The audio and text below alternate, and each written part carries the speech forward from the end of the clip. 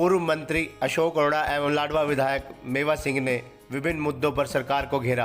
कहा, धान की पैदावार पर लगाई गई पाबंदी को तुरंत वापस ले सरकार, दादूपुर नलवी नहर को किया जाए दोबारा शुरू और केडीपी से निकाले गए कर्मचारियों को भी दोबारा रखा जाए नौकरी पर। हरियाणा के पूर्व मंत्री अशोक अरोड़ा ने कहा है कि हरियाणा सरकार रोजाना कोई ना कोई तुगलकी फरमान जारी कर लोगों की कमर तोड़ने का काम कर रही है। अब सरकार द्वारा किसानों के लिए फरमान जारी किया गया है कि वे धान की फसल न लगाकर अन्य फसल लगाएं। ऐसे में सरकार जहां किसानों की कमर तोड़ने का काम कर रही है, वहीं व्यापारियों का भी कामकाज ठप करना चाहती है।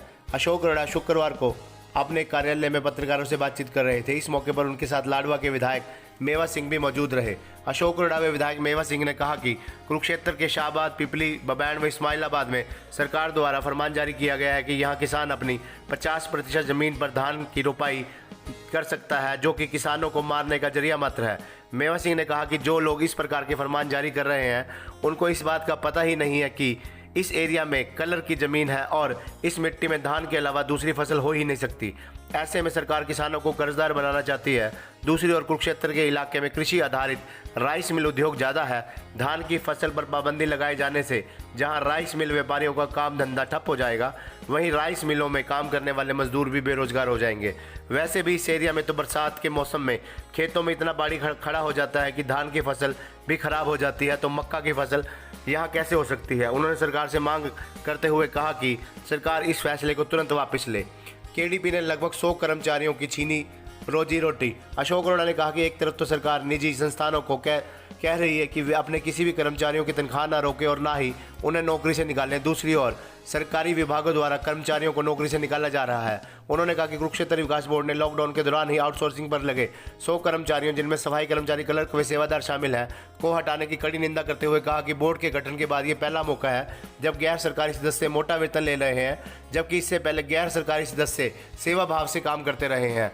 दूसरी ओर बोर्ड के पास इन गरीब कर्मचारियों को तनख्वाह देने के लिए पैसा भी नहीं है, जबकि बोर्ड करोड़ों रुपए की फजूल खर्ची कर रहा है। सरकार को चाहिए कि अपनी करनी और कथनी में फर्क न आने दे और इन कर्मचारियों को वापस नौकरी पर रखा जाए। अरोड़ा ने कहा कि सुनने में आया कि इन कर्मचारियों को डीसी रेट पर रखा गया है, लेकिन तनख्वाह कम दी जा रही है। बाकी के पैसे किसकी जेब में जा रहे हैं, ये एक जांच का विषय है।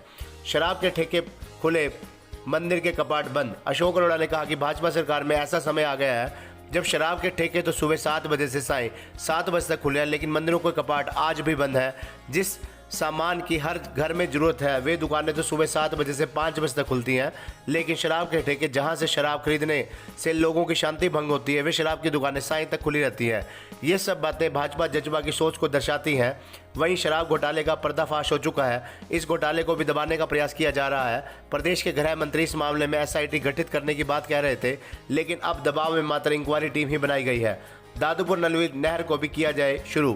लाडवा विधायक मेवा सिंह ने कहा कि सरकार को चाहिए था कि धान की रोपाई पर रोक लगाने की बजाय वाटर रिचार्ज के तरीकों को ढूंढना चाहिए था। जिस दादूपुर नलवी नहर को सिर्फ इसलिए बंद कर दिया गया कि कोर्ट ने सरकार से किसानों को मुआवजा देने की बात कही थी, लेकिन दादूपुर नलवी नहर वाटर रिचार्ज का सबसे बड़ा साधन था। सरकार को चाहिए कि सरस्वती नदी, राक्षी नदी व दादूपुर नलवी नहर में पानी छोड़ा जाए, जिससे इन नदियों के माध्यम से वाटर रिचार्ज होगा व वाटर लेवल ऊपर आएगा।